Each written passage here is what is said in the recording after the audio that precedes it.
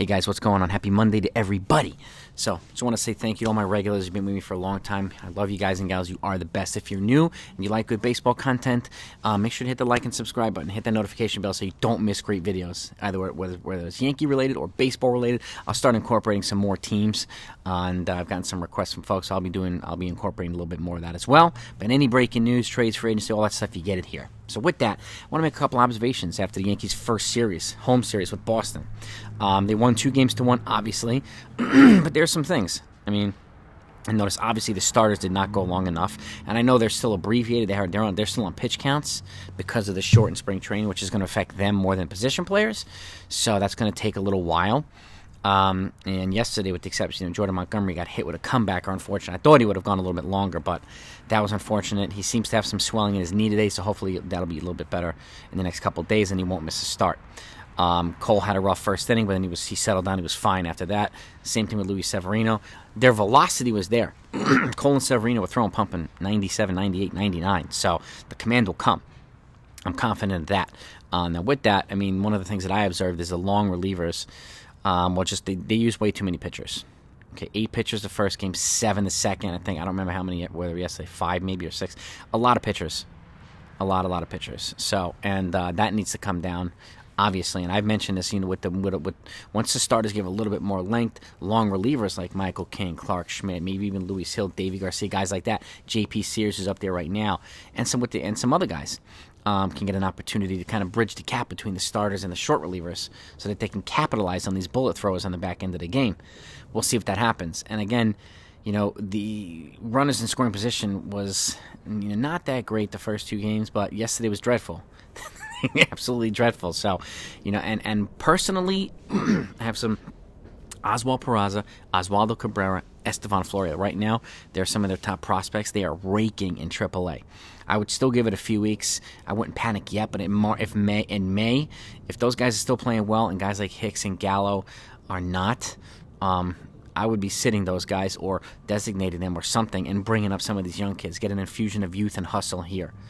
And I know Hicks has years left on his contract, but it's clear, he's not the answer, obviously. We've talked about this, but, at some point the Yankees are going to have to make a decision whether to stick with him or give some of these young kids. You didn't trade any of these young kids for guys like Brian Reynolds or Matt Olson or a big pitcher, so why not take advantage of them at this point and let them play?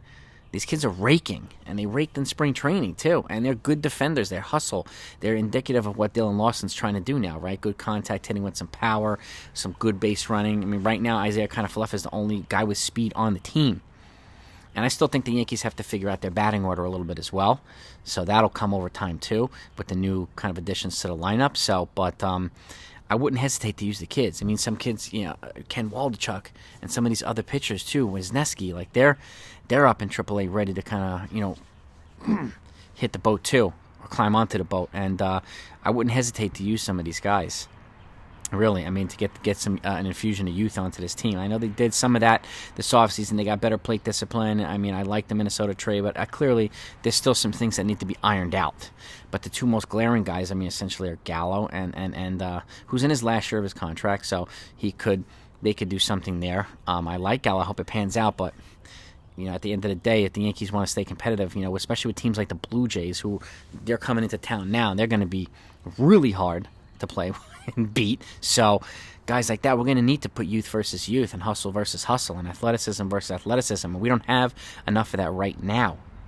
So, and again, getting another starting pitcher. And if they're not going to get another starting pitcher, get some of these young kids in here. These kids have a boatload of options. Use them while the starters are building up their pitch counts over the next month.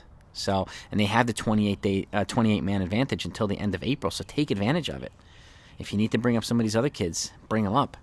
And get them, let them throw 2, 3, 4 innings at a pop. It gives the Yankees some flexibility. And it also protects their really, really good relievers. They have an elite bullpen, but just like last year, their elite bullpen was gassed by the second half of the year because they used them so much because the starters weren't doing anything after Cole. So we don't want to repeat that same thing this year. So because especially they didn't make any. They made some additions to the bullpen, but they didn't bring in a guy like Craig Kimbrell or some of these guys. So. That's something I think they need to be mindful of as well. But those are my observations right now What are yours? What do you think of the first series? You know, are you confident? I think they'll split the series versus Toronto, or actually I hope that they do.